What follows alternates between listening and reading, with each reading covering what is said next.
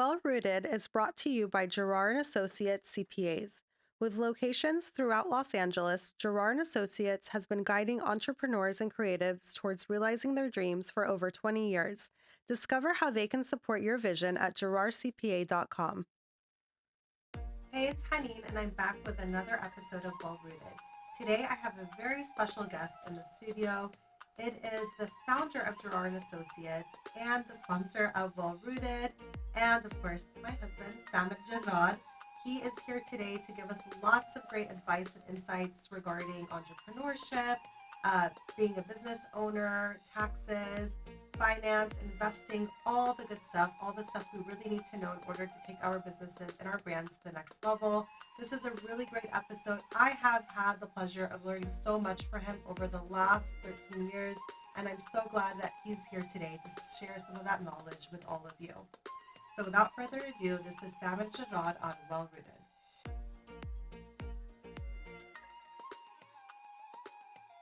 Hey, it's Haneen, and I'm back with another episode of Well Rooted. Today, I am joined by the sponsor of Well Rooted, as well as the founder of Jarrar and Associates. And if you haven't guessed by now, of course, it is my husband, Samer Jarrar. Thank you for being here today. You're welcome. Especially considering it's tax season. I know you're very busy.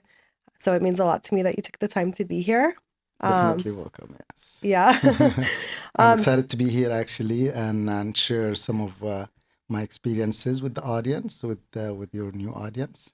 Thank you. No, I'm glad to have you. And actually, I wanted you on here like from the beginning, but you were like, let's wait. And so we finally got you on. This was a long time coming. So yeah, let's just get right into it. Let's just start off with, introducing Jarrar and Associates and kind of why you decided to start your own firm and, what the motivation was behind that. Yeah, to be honest, I feel there is a gap in the market where small growing businesses and entrepreneurs, they're not being serviced well. Mm-hmm. If you ask, any of my clients, any of the clients that I met, why didn't you seek help? Why didn't you call a CPA before? Have you used a CPA in the past?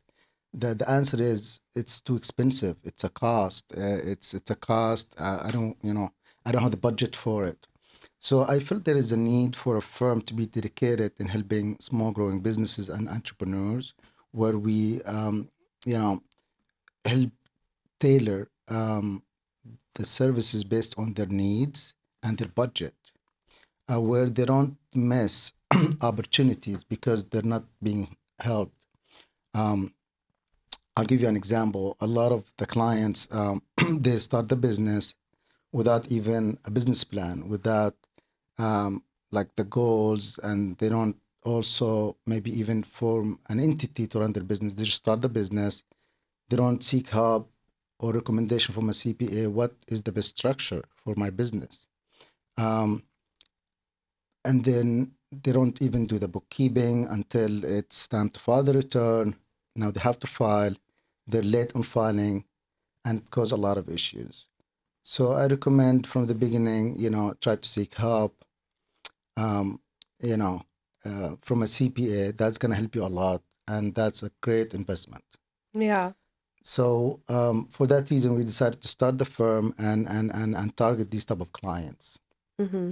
Yeah. And I think like a lot of entrepreneurs and business owners, they don't even think of, getting a CPA or talking to someone about that until they've actually started the business.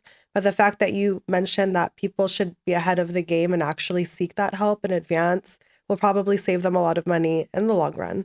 Yes, definitely. I recommend always, before even you start the business, talk to a CPA, whether it's or at least like a friend who has a financial background or a business background. Yeah. That person is gonna really help you to avoid costly mistakes down the road. Yeah, that's a really good point, and something, all entrepreneurs should know and take into consideration ahead of time. What would you say at this point really sets Jarrar and Associates apart from other CPA firms, especially in Beverly Hills when there's, Yeah. there's a wealth firms. of businesses and entrepreneurs and startups. What sets you guys apart? Yeah, no, that's a great question. To have a successful business, you have to be different. You have to offer your client something different. Mm-hmm. So with us, we are in a position to help small businesses because we are a small mid-sized firm. If you compare us to a large firms are expensive. They're gonna scare a startup business. They're too expensive, and they're not gonna give you the attention you're looking for. They're not gonna take care of you. They're not gonna care about you at all. Mm-hmm. They care about the bigger fish. If you go to what we call one-man show, just one CPA practicing, that accountant barely have the time to file your taxes on time. They're not gonna have the time to help you build a budget. They're not gonna have the time to help you plan your taxes better. They're not gonna have the time to help you maintain proper books, and not only maintain it, explain it, go over the books. A lot of our clients, they never read the financial statements. They Mm. don't know what's cash flow mean, right? Right. So, and these financial reports are very crucial for the success of the business. If you don't read the financials, you don't look at the expenses, analyze your expenses, try to reduce your cost, you're not going to make a profit. So our firm is dedicated to help these type of businesses where they don't feel accounting is too expensive.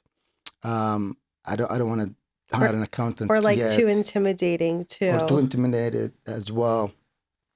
So we try to help our clients where we don't have to charge them for every 15-minute conversation. Mm-hmm. We look for long-term relationship with our clients. I don't have to build them for the first consultation. First consultation up to like 30 minutes, 45 minutes free. Just come, Yeah. educate yourself. Now when they hear you talking, you know they get value.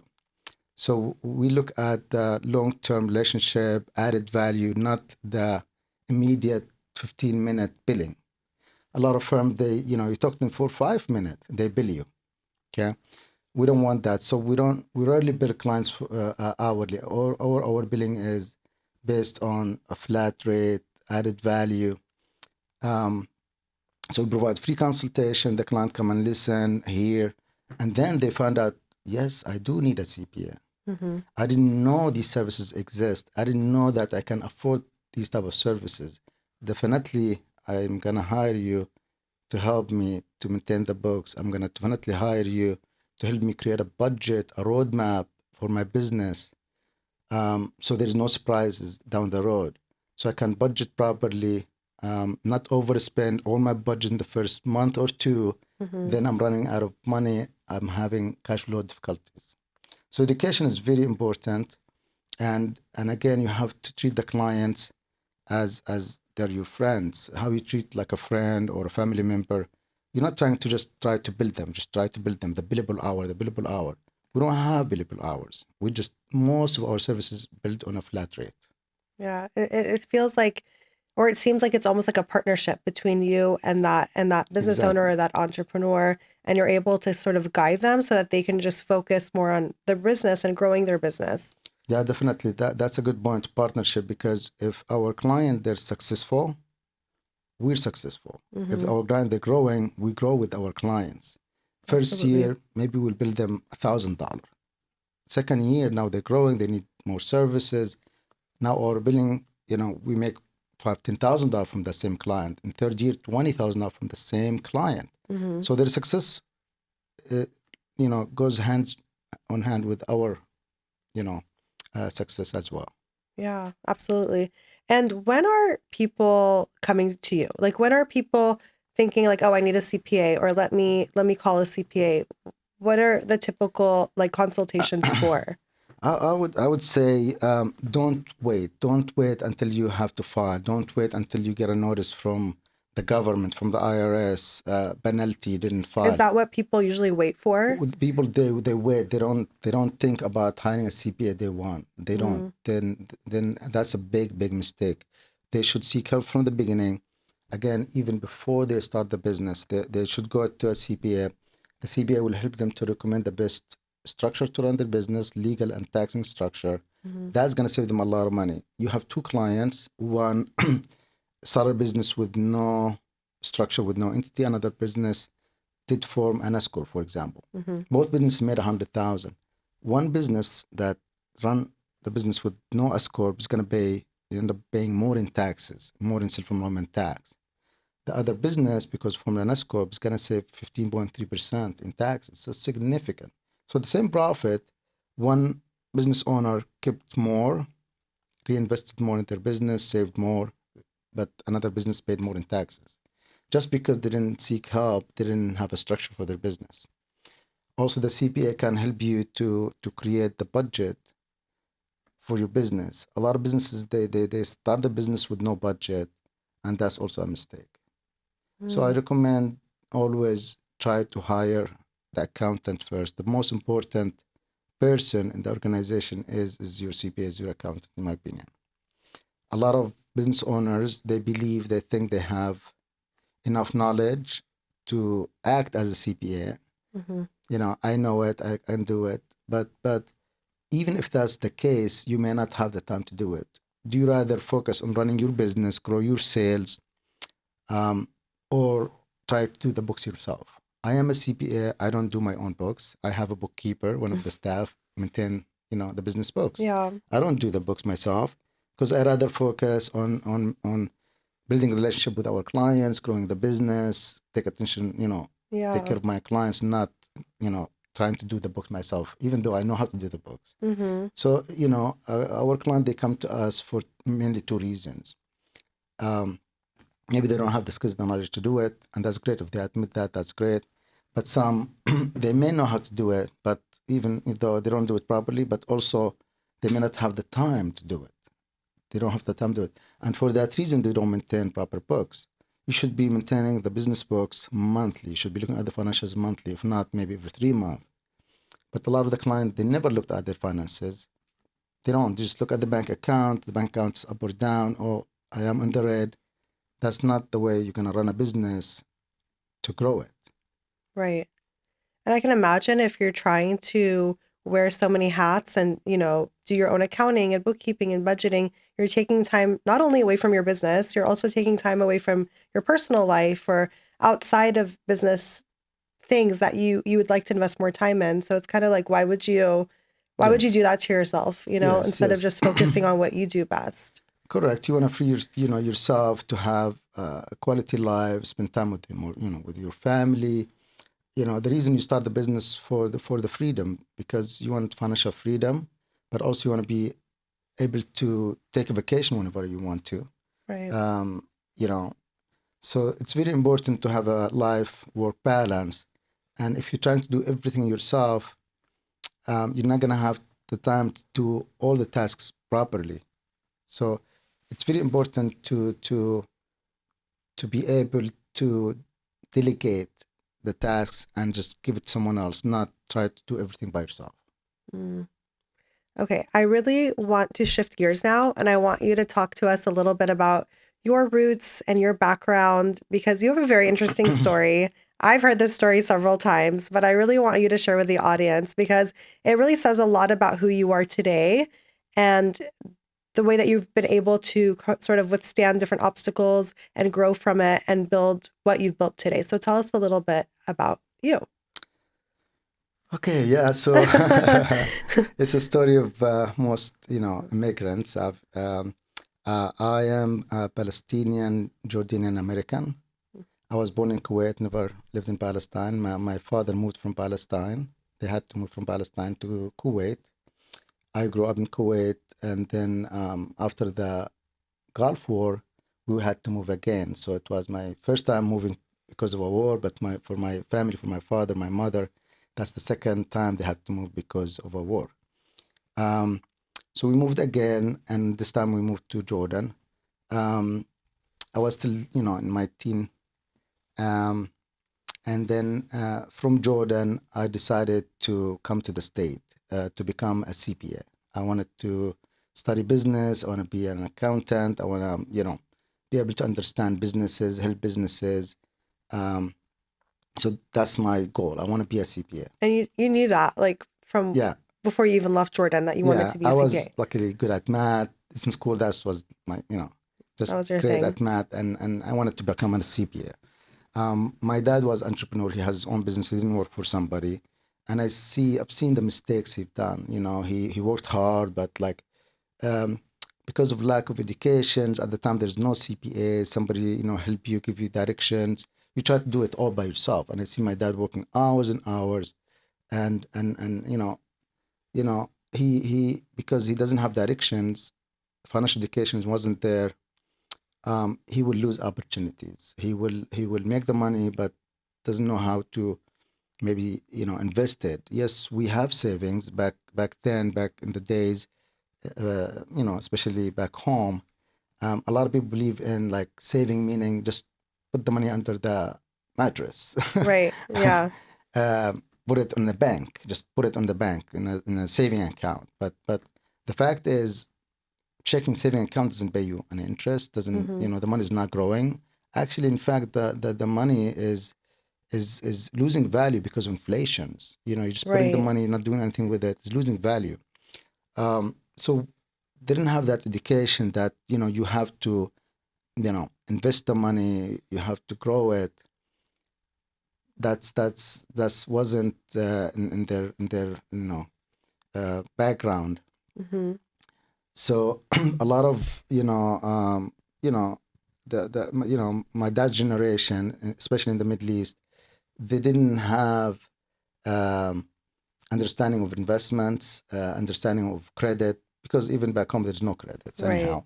Yeah. So when I came to this country, I understand the value of credit, of building a credit, the value of money, present value of money, future value of money.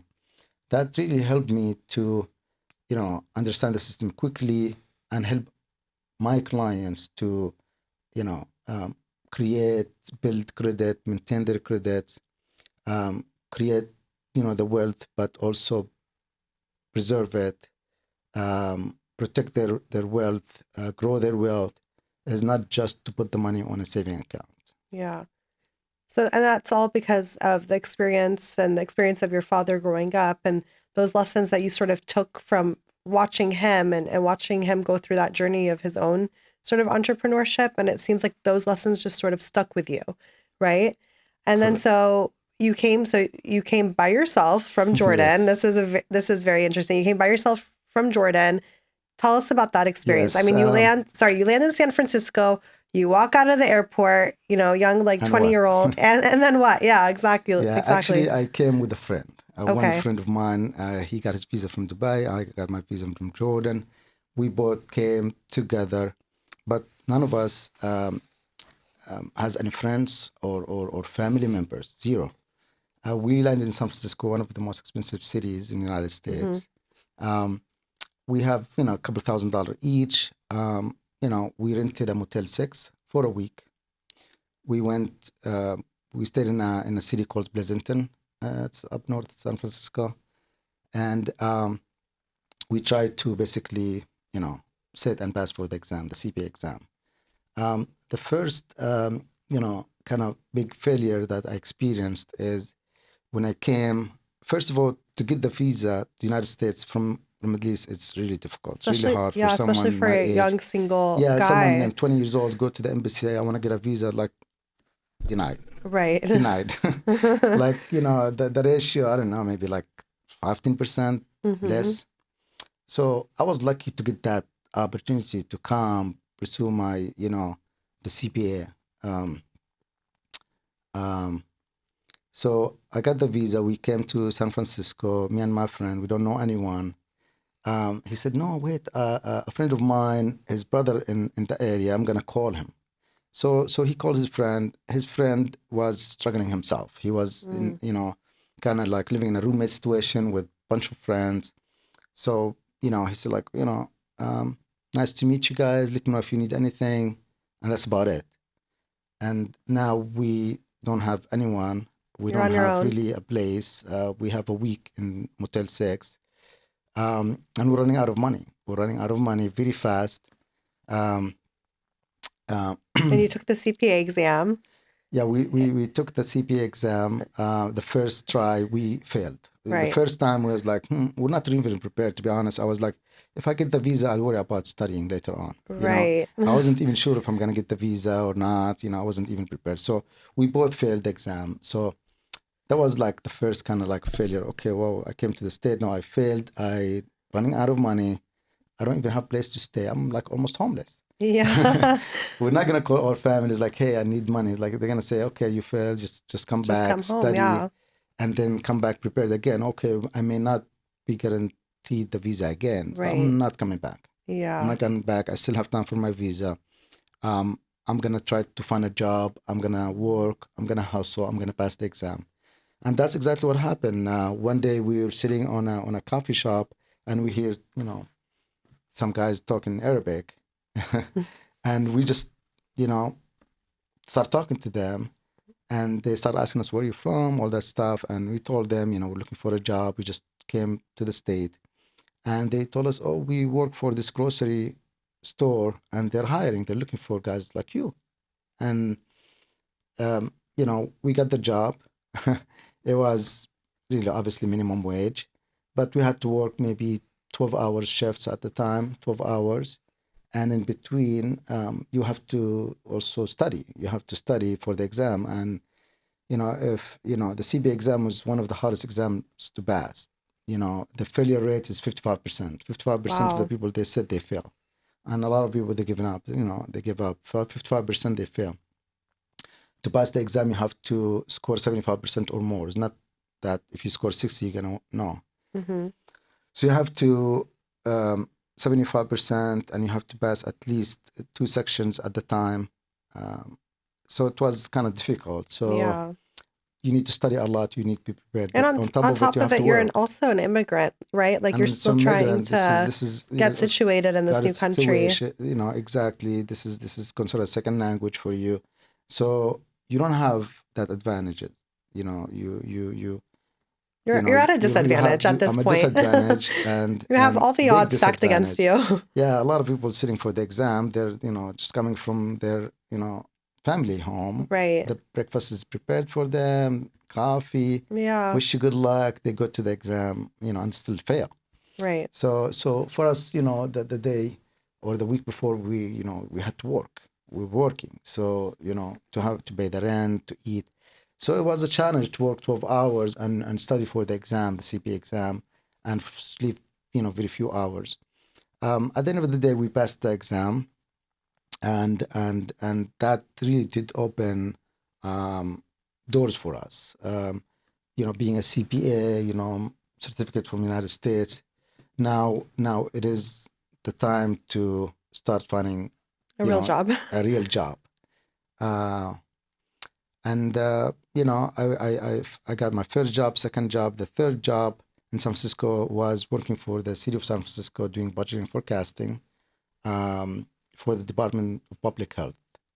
Doing budgeting and forecasting for the city was great job, great experience. I got exposed to understand financials, doing budgeting, forecasting, um, meeting a lot of people, learning a lot.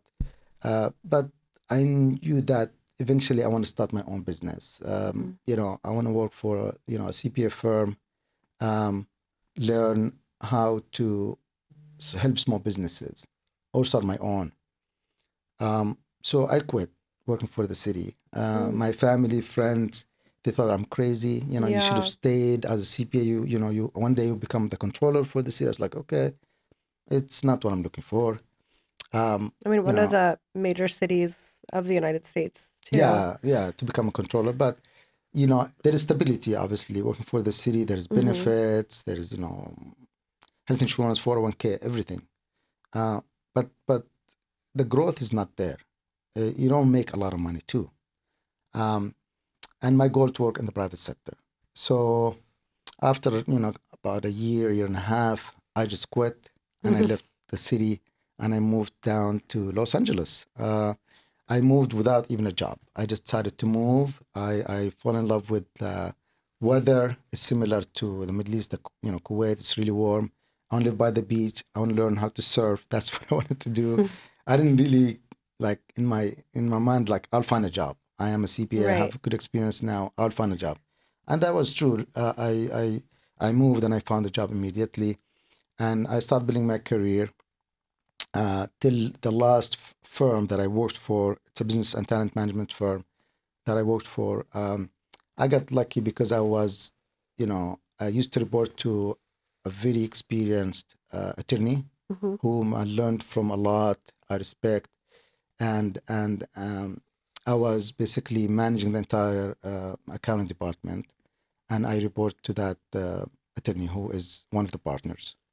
Then one day I went to that attorney. We were really friends at this point, and I told him, I want to start my own firm, smaller, boutique firm, and help with the clients that you're not helping. You don't really want it as a client. To you have bigger Because they're clients. smaller clients. Yeah, they're small clients. These not their type of clients. Mm-hmm. To them, that's a C client, not an A or a B client. That's a C client. For me, it was an A plus client. Right. uh, so I explained that I wanted to help these clients. He did help me, and in fact, he did refer a lot of the clients Oh, wow. to me. Like you can just call Sam; he can help you. Call Sam. That's very rare to have Yeah, your current employer help you with your like side my business. startup business. They Yeah. even refer me clients. They didn't look at it as competition. It's not. And I kept the relationship with them. I kept. I was doing the same tax return even after I left. I Mm-hmm. kept helping doing these returns for them, but as a consultant, and that did help me also financially because I kind of lost a job making at the time, you know, 2006, 2006, $250,000 was signing bonus to just leave that job, and now I need to support my lifestyle now, Right. I have expenses to cover. So, I started with like, the first client, second client, slowly grow the business to where, it is now today. Today we have over 800 clients. We have 22 accountants, professionals working for the firm, helping a lot of small growing businesses, entrepreneurs, talents, make their dream come true. We Yeah. help them with everything, not only tax filing once a year. No, we help them, you know, from the basic bookkeeping to create financial model for them, help them to plan their taxes better, and then file their taxes, make sure Yeah. they're in No, compliance. you have a very impressive roster of clients. It's very diverse. I mean, we have athletes, politicians, business owners, brand owners. And what I like most is that I've gotten to meet a lot of your clients simply because Yeah. you really become friends with your clients. You build Yes. like a very trustworthy relationship, a very close relationship with your clients, and it really shows. And I think I can tell they really respect and appreciate the guidance that you've been able to offer them. Yeah. But I want to go back really quick because you mentioned whenever you began taking on your own clients on the side of your full-time job, it was also a risky time, right? It was like Yes. 2006, Yeah, 2006, 2007. 7, that's when I decided to start my own firm. But unfortunately, the financial meltdown of 2008 happened. Um, Right. 2008, the financial market crashed, the real estate crashed, everything. Um, I got scared, like now, oh, now this is the second big failure. Mm-hmm. But, the first time when I didn't pass the exam, I was running out of money, no place to Yeah. stay. I was almost homeless. Second time now, I quit a job, making $250,000, start my own, but then within a year, the financial crash happened. That means getting that small clients, my market, I'm targeting small growing business, startup businesses. And now it's harder than ever for startup businesses. The credit is not available. Banks, they don't give credit. Even if you have a credit, it's not used, they just take it. Mm-hmm. So credit's not available. The the the the financial market, it's shaky. It is harder than ever to start a business. And your existing customers, some of them, they had to close their businesses. They lost their business because of financial crash. So you have 20 clients, you lost half. So that made me actually work harder and find ways to work with my clients where instead of I lose the client, say, okay, let me help you Mm-hmm. and let's turn this business around. I negotiated my fees again with the clients. They come to me and said, Sam, I'm really suffering. The cash flow is tight. I can't pay you the monthly retainer we agreed on. Basically, I'm going to fire you. I'll be Hmm. like, okay, how about you pay me half? You pay me half of the fees. Really? Yeah, okay. I will continue to provide the services, half. And that really helped me and helped the client. Um, and we kept, growing. Our revenue dropped a little bit, but we were able to replace it with more clients, keeping the same clients. And, within, a year or two, the financial market, did the correction, and we went back to normal and growing the business.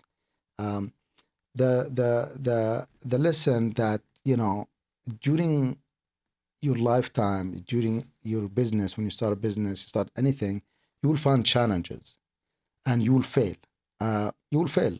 Everybody failed at some point, but failure shouldn't be a setback. You should learn from the failure. You should keep pushing and move forward. Um, every failure, it's a lesson. You're learning a new thing now. You learn a new thing, and you just keep pushing. You keep moving forward, and that's what I did. I thought, the business is gonna fail, and I'm gonna go back to work for someone. I refused to do that, and I continued and worked with my clients, and we got clients, and we made it successful business.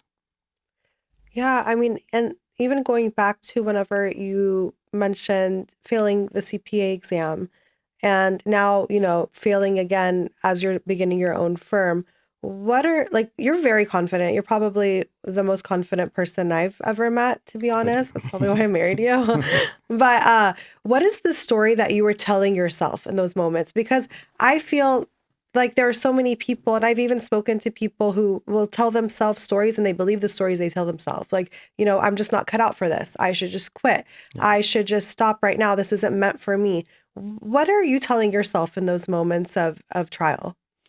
Yeah, so to be honest, going back to my childhood, the way I grew up, um, you know, it's always a challenge. Growing up with five brothers, I learned to be a competitive.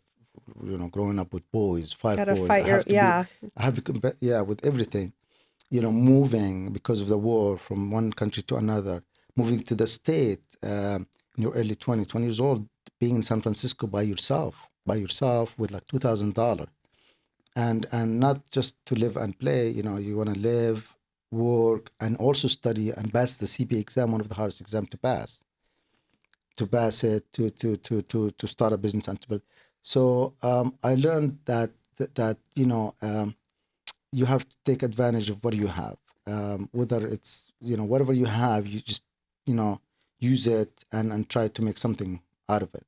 Hmm. Um, Opportunities, they come to people, but they may not come again. So when you have that opportunity, take advantage of it and try to make something out of it. Don't, you know, take failure as the end of, the route. That's it. I failed. Try to understand why you're failing, and maybe change that.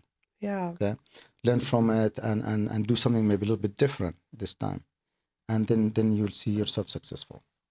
I mean, failure definitely builds confidence in the long run, and it should be used to propel you forward, not to hold you Yes, back. actually, confident failure and confident helped my social skills, because to be honest, I grew up shy.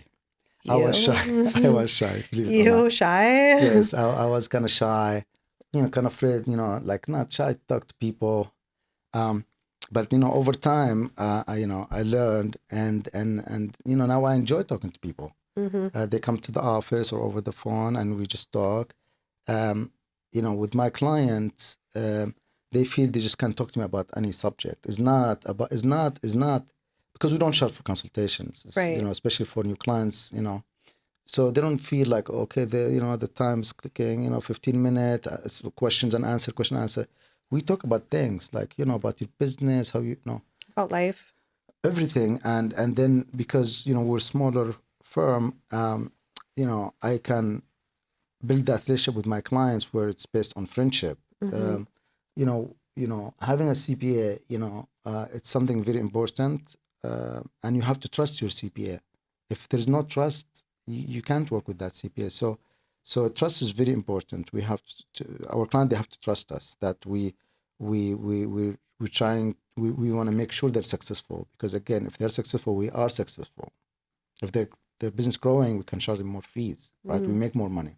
Yeah. So with my clients, a lot of my clients, we build relationships based on trust and friendship, and they're friends now. And as you know, they come to our house, they visit, they know my family, I know their family, Mm-hmm. and if you have that kind of relationship, they're gonna stay with you forever.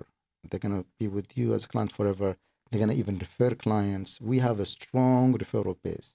Our clients, on average, they refer 2 to 3. Each client refer 2 to 3 on average. Oh, Some wow. clients they don't refer anybody, but some they refer 5, 6, 7.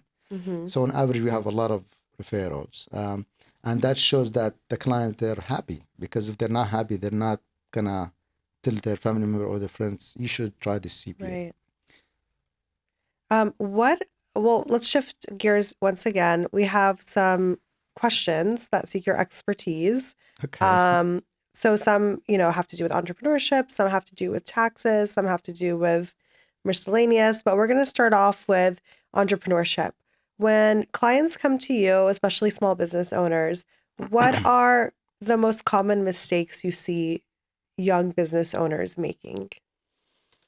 Yeah. So a common mistake, I see, they try to do everything themselves, right? So I understand it's a small business trying to do everything, but you always have to understand when is the right time to delegate, when is the right time to ask for help before it's too late.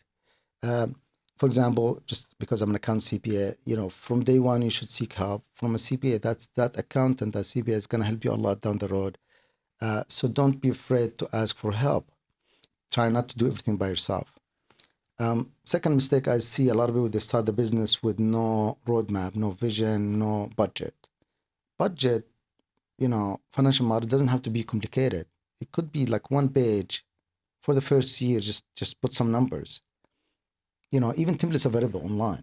Even if you can't afford a CPA, you don't have a friend with that kind of background, you can do some research, try to build a budget for your business.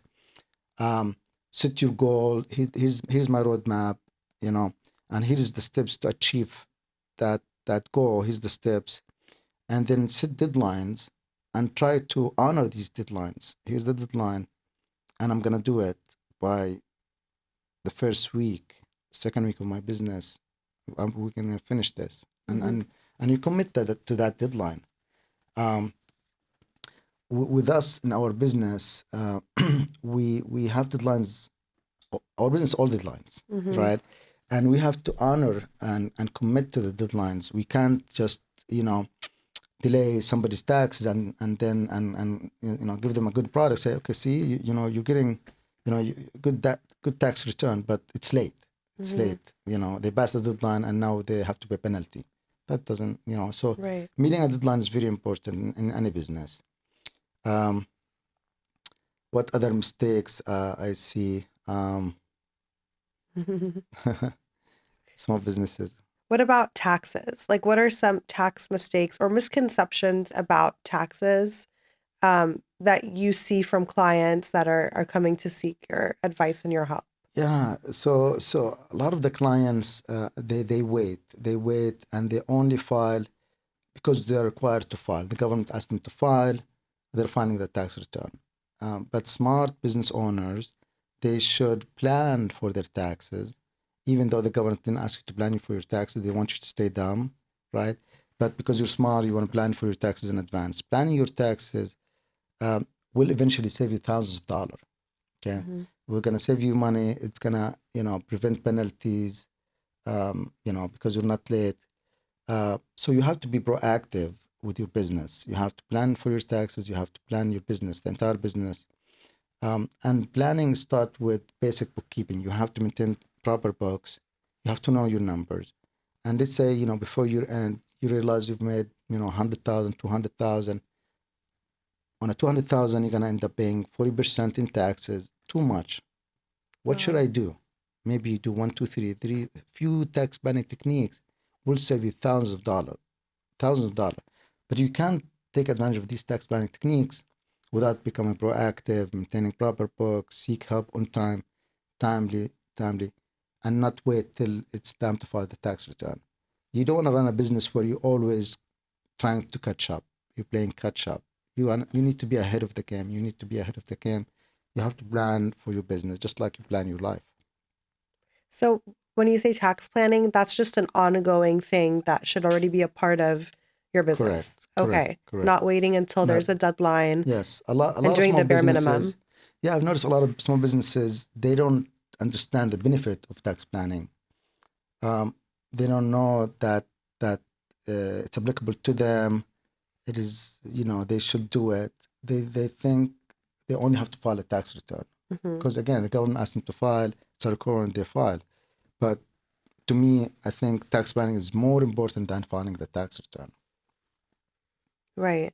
And this can also apply to, I mean, I know now we have a lot of like creators and people who make their money not necessarily from a business, but more of like a brand, right? Where they are Correct. the brand. And these rules can also apply towards these individuals as Yeah, well. yeah. So a lot of our clients, they're great talents. Mm-hmm. Some of them they're young, making $1 million. But if you're making money, but you don't know how to manage your expenses first, and generate a decent profit, then take a portion of that profit, save it and invest it. You're not accumulating wealth now. You just you're just making, they look at the top line, they look at the top line, how much revenue I'm bringing. You can bring $1 million, but you overspend and you're not making any money. You're losing, or you're making only 50,000. I have, Mm-hmm. we have some, new client. They're making so much money gross, but they're not making any profit. So it's very important to focus on the bottom line.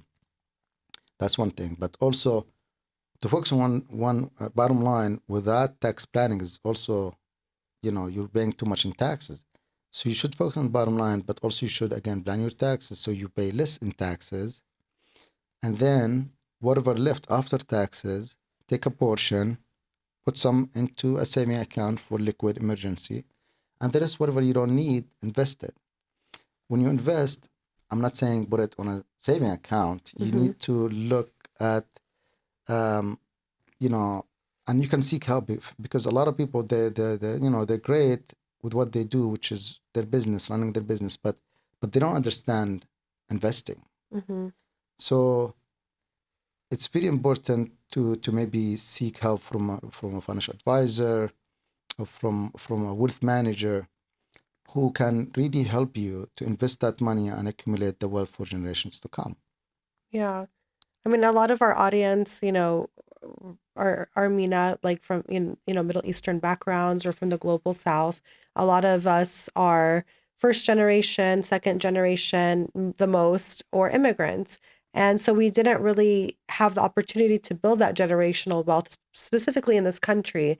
And so what is your advice to people that are looking to do that and not only just Yes, store their money and put it in savings, but actually let their money grow? yes, that's very important. Exactly. So if you look at our generation or the generation before us, they just you know saving, meaning just put the money on this on the bank account. Mm-hmm. But again, that's gonna lose value. It's very important to reinvest the money and look for the highest return, whether it's real estate or stocks. Um, I'll give you an example. You always have to look at the market and see where to invest, and always make changes to your investment portfolio based on what's going on in the market.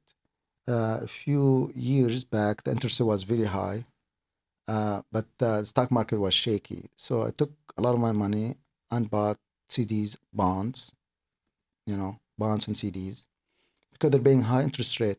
There is no risk. Now interest is dropping. Now maybe it's the time to take the CDs, bonds, sell them, exit, and buy real estate. Maybe real estate they're down now, buy some real estate. Go back to the stock market. So you always have to analyze your portfolio, again, whether you do it yourself or seek help from wealth manager. And then also, it's very important to to understand the risk that you can take. Your age, how close to retirement are you? If you're about to retire, maybe you don't have to go to a risk investment, Mm-hmm. right? And lose everything. So if you're still young, you can take some risks. So you have to look at the investments from how long I'm gonna keep investing, what is my retirement going to look like, when I'm going to retire, and just start building, that wealth. Um, I've also noticed a lot of, our clients or people from our community, Mina, they make good money, decent money, but they spend it all. Maybe, on things that is not that important. Maybe material things, just buying some toys, trying to show off. When you can still live good life, take nice vacations on few things, but also save some money and invest it. I really learned that because I grew up in a we were like middle class. We didn't have a lot of money, a lot of savings. So when I came to the state with like a couple thousand and I didn't have money, I really learned the importance of having a saving net. The same thing when the financial crash happened in 2008. A lot of Americans, they just spend what they make, and Mm-hmm. sometimes they spend what they don't even have. They live on credit, They spend above their means. above their means, and they live on credit. Mm-hmm. Um, you know,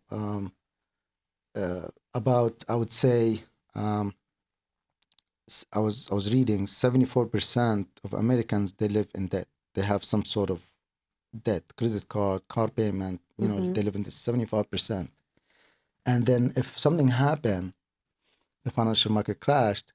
Now what? You don't have saving. You have There's all no these safety credit net. cards. And if you lose your job, it's a disaster. Right. So it's very important to start saving uh, today when you're still young. Right. Save money, invest the money. That's gonna help you to relax in the future, have a great retirement. Yeah, absolutely. And again, I think a lot of these tactics they were not taught to us. They were not taught to our Yeah, parents or our grandparents. And as you referred to like the old savings tactics of like Middle Easterners, you just put the money under the mattress. yeah, So there was never an idea of like, well, let's actually invest this and grow the money as opposed to just saving it somewhere for a rainy day. Um, if someone were to ask you, if someone's listening to this right now, and let's say they have like an extra 20 grand or 30 grand or 50 grand, and they want to invest it and actually have that money grow for them, what would you recommend right now? Like, where could they start? yeah. So my recommendation is take that money and don't just all dump it in crypto, for Mm-hmm. example, and just lose it all, or buy risky stocks, all of it, and lose it all. So if you have extra 20,000, you know, you have to have some sort of money liquid saving for emergency. You know, if you don't want to just keep it on a saving account, you can have it on a checking saving account, some liquid money market. You know, it's liquid, and then you can invest some maybe in the stock market, maybe later on when you have more money, buy a real estate, buy your first home. That's an investment. You invest buying your first home. That's an investment. Mm-hmm. So the idea is diversify your portfolio and not put all your money in one risky thing. Yeah. Um, and seek help if you don't know how to build that portfolio. Seek help. Maybe find a good wealth manager to work with, and they're gonna help you to grow that wealth, preserve it, protect it. It's very important. You worked so hard to make that money, and now you're gonna lose it. You wanna make sure you protect the money. You protect the money. Protecting the money is very important. That's a great point. And just going back to taxes also, right now our community and the world at large, like we see where our tax dollars are going, right? And we see that our tax dollars, unfortunately, are being used to fund a genocide and a Yes. lot of atrocities all over the world. There is this sentiment that I've seen on social media and elsewhere of, let's just not file our taxes or let's just not pay our taxes because I don't want to be funding a genocide and I don't want to be funding the murder of our brothers and sisters overseas, which, is a sentiment we all relate to. It's very frustrating working and having the privileges of this country and knowing that our hard-earned tax dollars are going to fund the murder of our brothers and sisters in Palestine and elsewhere. What do you say to those people? Like Yeah. what can we really do about that as tax-paying citizens? Yeah, I think it's a mistake not to file, not to be in compliance, because that's gonna hurt you down the road. Because if you don't file, um, the government will file a tax return for you, and it's not to your favor. So Mm, they know your income information. They have copies of your W-2s, 1099, everything. If you don't file, they'll just file your taxes and hit you with a large tax bill with penalties. Um, it is on the taxpayer to file the return, claim their deductions, their expenses, their write-offs, their credits. You have to file to claim, and when you file, you may not owe as much. mm-hmm, Now, if you file, if you're being proactive and you know in advance, you're gonna owe this much of amount of money, you can maybe donate to a charity that you support their mission instead of you pay the tax. mm-hmm, So you made $50,000 net profit.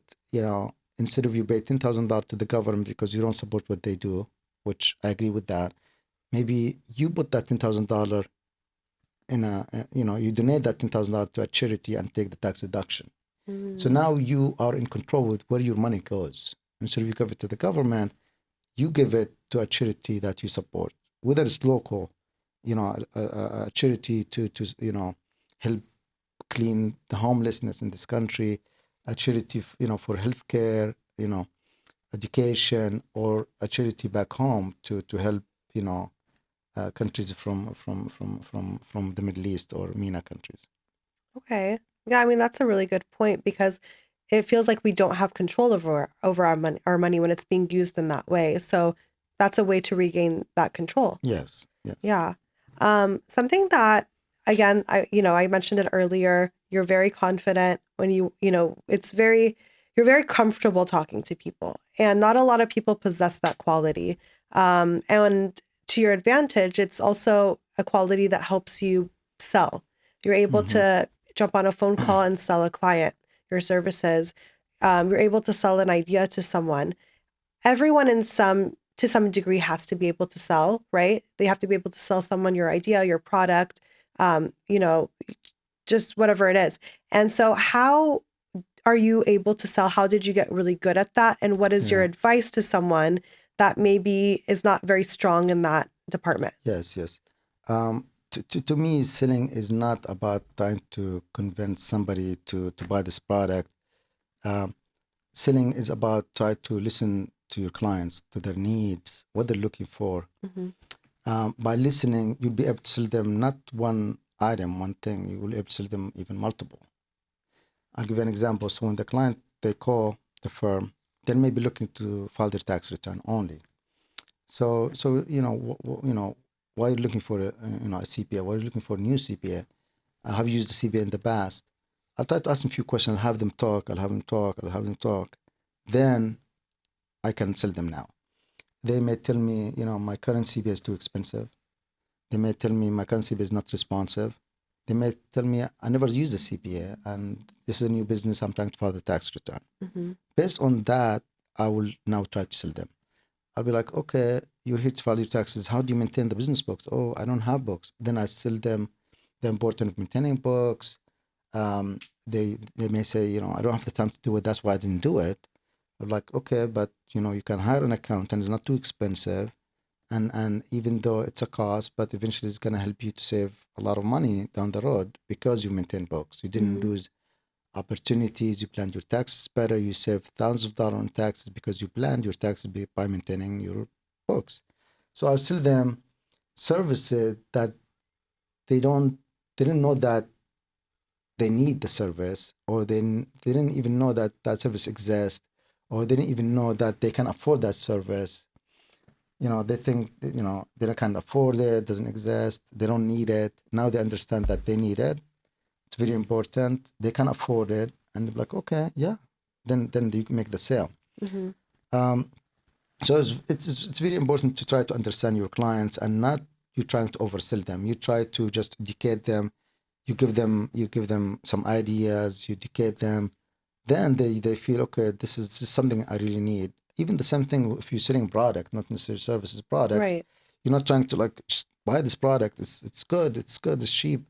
You know. So first you try to educate the client, maybe about the product. Then they'll just buy themselves. Yeah. Um, But you mentioned like you let them talk first. So you're actually listening first. You need to find out what their needs are. And then yes, you're able to figure out what else you can offer them based off of what they say, basically. correct. Yeah. So it's very important to listen, so you know how to sell your clients. Mm-hmm. You try not to oversell them, try not to overpush them. They're gonna come back to you. With me, it was also, it's very important. I tell entrepreneurs, small businesses, professionals, the sale will come. Um, you may go to an event, or just you're going out, and then you meet someone, and then they ask you, what do you do, and you're talking, and suddenly after a month, after 6 months, you get a call from that person. Say, you remember I met you at this event? You told me your CP. Are you taking clients? You didn't sell them. You're not there to sell them, but you just talk to them. You give them some knowledge, maybe some tax advice, right? Free, Mm-hmm. being friendly, and now they came and, you know, they need your service. They called you. So the sale will happen eventually. Um, but you just have to be patient, and keep trying, and by giving people value. Mm-hmm. When you give them value, you know sometimes it's free. Just you give them a value, they'll appreciate that, and now when they're ready to hire a CPA, they'll come to you because you did help them at the beginning. Right. Yeah, they see the value in you. And then also, you never know who you're talking to. Like, you never know who that person could end up being. It could end up being a partner, it could end up being a client in the future, or even a friend. But you just have to initiate the conversation Yeah. in some way. Yeah, I mean, it's really rare that you and I go out somewhere, whether it's a social event or whatnot, and we don't leave without you getting at least like, or exchanging Few numbers with phone at least a numbers. few people.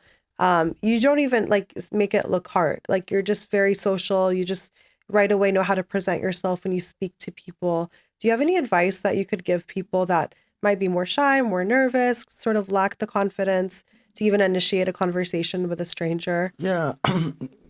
Don't just hide. Just go out, try to talk to people. Maybe the first event, you'll go with someone, right? Like a coworker, maybe a partner. You don't have to talk, just listen, right? Mm-hmm. So second meeting, you'll go with someone, but now you talk, right? You talk. Third time you go by yourself, and listen and don't talk. Just go there, It's really hard listen, for some of us to do. and then eventually you're gonna go to events by yourself, and you listen and you talk, and you sell. And again, the sale doesn't have to be happening that moment. Yeah. It's just good enough that you've met somebody, you exchange phone numbers, and then try to keep in touch with people, and eventually they're gonna call you. They're Yeah. gonna come to your store, and buy from you. They're gonna come and use their services. Yeah. I mean, you definitely don't want to nag anyone, but it's good to keep that conversation going and checking in on people here and there just to remind them of yourself. Correct. Yeah. Yeah. So if anyone is looking to hire a CPA or would want to speak with you and have a consultation, where can they reach you? They can obviously go to our website, learn about the firm, the services we provide. They can call us. They can call the main office, which is 310-887-1313. Wow, you got it memorized. uh, yeah, we do provide free consultations to our clients, because again, we don't look at the immediate billing. Mm-hmm. We want the client to be comfortable. They get that free advice, and then when decided they want to use us, they can call And us with and the the services. consultation is with you, right? Like they're scheduling consultation to Yeah, speak with most the business consultations. owner and Yeah, the most CPA. consultations is going to be with me initially, and then it depends on the client, their need, the industry, the size. We, you know, all of our clients, they get assigned at least two accountants, two CPAs, and that's actually um, helped our clients a lot because I hear, from new client that, I'm trying to get hold of my CPA for now, 2 3 months, and he's not answering, and then I'm like, I don't bake it, but We maybe don't he's have that there. problem, okay? At Jarrar Yeah, and Associates, we don't have that yeah. problem. So you have two accounts assigned, one your primary and one secondary. Both they know your business, and they can help you. So if one person on vacation, they're sick, on leave, you get hold of someone else.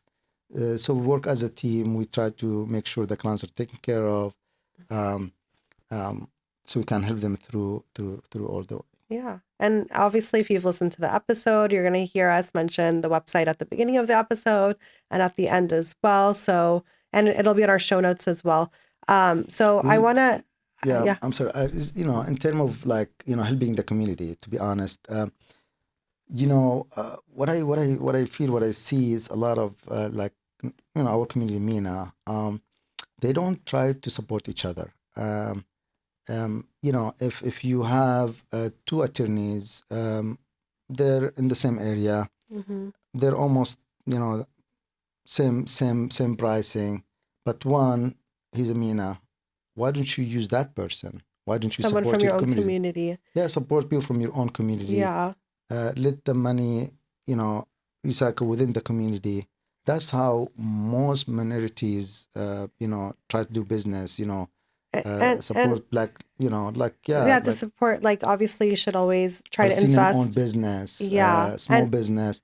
And You should sorry, but support we the see that business. also a lot. And I think a lot of people have noticed it a lot more lately because we've noticed it obviously in Jewish communities here, which as they should. They should support one another, and that's great. But we should also learn from that and adapt that into our own communities. Yes. And that takes effort, as you were saying. Like Yeah. we need to consciously make that effort and choose to support and work with Yeah. Yeah. In MENA our and community, we have Arab-owned great brands.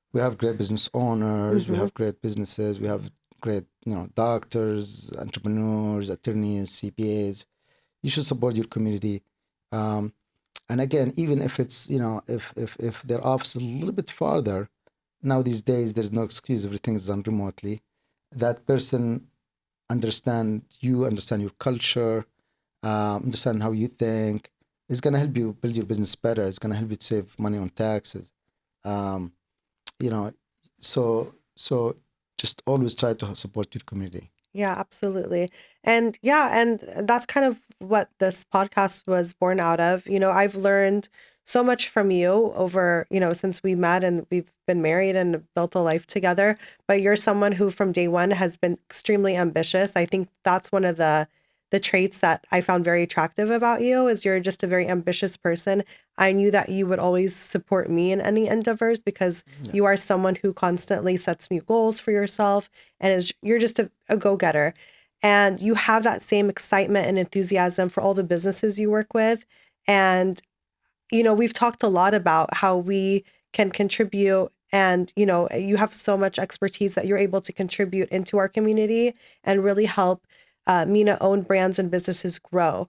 And that's what well rooted really, or It's how all well about. rooted really started, right? Like it's a place to amplify and provide a platform to MENA creatives, to MENA brand owned, brands and MENA owned businesses to help them grow and also give them the knowledge and expertise to really carry on in their journeys and grow that from whatever, the starting point is.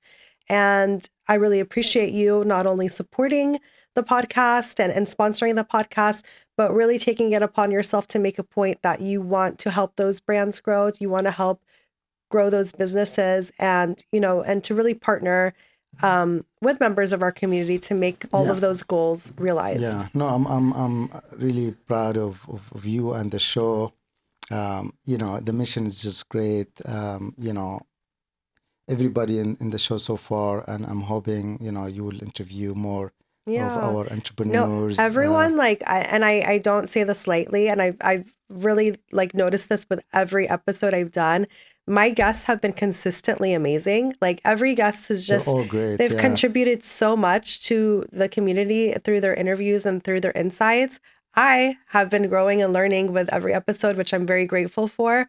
But every guest from, our first guest, Lana Salah, to my guest today, which is you, I've had like the biggest Yeah. honor and privilege to get to sit down and speak Yeah. with everyone. It's not only entertainment, but it's designed to educate, to Inspire. inspire, support each other as a community. If they come to the show and some listener, oh, I'm gonna, Yeah, I'm gonna you know, pursue that as I'm well. I'm Or gonna I'm gonna do the same. I'm gonna, try to connect with this person because right. I like the way they're doing this or running their Yeah. business, and I want to support them. And So that's the it's a good way of connecting, the community together. connecting together. Yeah, absolutely. Yeah, And also empowering. Yeah, empowering, and then identity. Like, we don't often get to see, you know, unfortunately, like representation is not always, yeah, great for Middle Easterners, right? Like, let's just be yeah. honest. We But we really do contribute greatly to the economy in the United States yeah, and to the entrepreneurial spirit, especially in the yeah. United States. No, as a percentage, I think you told me Oh in yeah, term well we of have a post. If you go to Well Rooted Pod or at Well Rooted Pod, we do have a post regarding media entrepreneurship and the yeah, spending power that we as a community have, and it is vast. the Like it is success rate, huge. Yeah, the percentage of entrepreneurs, the business of small owners. I think Um, it's like the largest, from what I remember, it's the largest percentage of entrepreneurship in any immigrant community is the the MENA MENA. entrepreneurial community. Yeah, And that's it's true. like it's a multi-billion-dollar spending power that we really need to be more conscious, Yeah, in our spending that power and how we spend correct. our dollars And that money should be recycled within within the the community. communities. A lot of money that leaves the community that could be recycled within the community by supporting each other. A lot of businesses, they fail. I would say 24% of business they fail in the first year. Hmm. Um, about half they fail after 5 years, and believe it or not, 76% they fail after 10 years. So you know the businesses, it's hard to build a small business and maintain it and grow it and keep it for generations to come. That challenge also true for me in a community. Yeah. So try to support, your brothers and sisters with their journey, and so we will maintain great businesses for years to come, for generations to come, build that wealth for the community, um, and grow the wealth for the community. Yeah, So absolutely. Well, thank you so much again for you're taking the welcome. time to be here today. Can't wait to have you It's on a again. pleasure. Yeah, I mean, it's a lot of, talking points. Obviously, we can't cover We can't in cover everything today, but there's yeah, so much that I know I'd want to have you discuss and go deeper into certain topics. So we'll definitely do this again whenever you fit me into your schedule. Thank you so after tax much. season. Yeah, yeah, yeah. After tax season, that's how our life works. But thank you so much. Thank you for listening to another episode of Well Rooted. If you enjoyed today's episode and felt it brought you value, please subscribe, leave a comment, give us a like, and a review.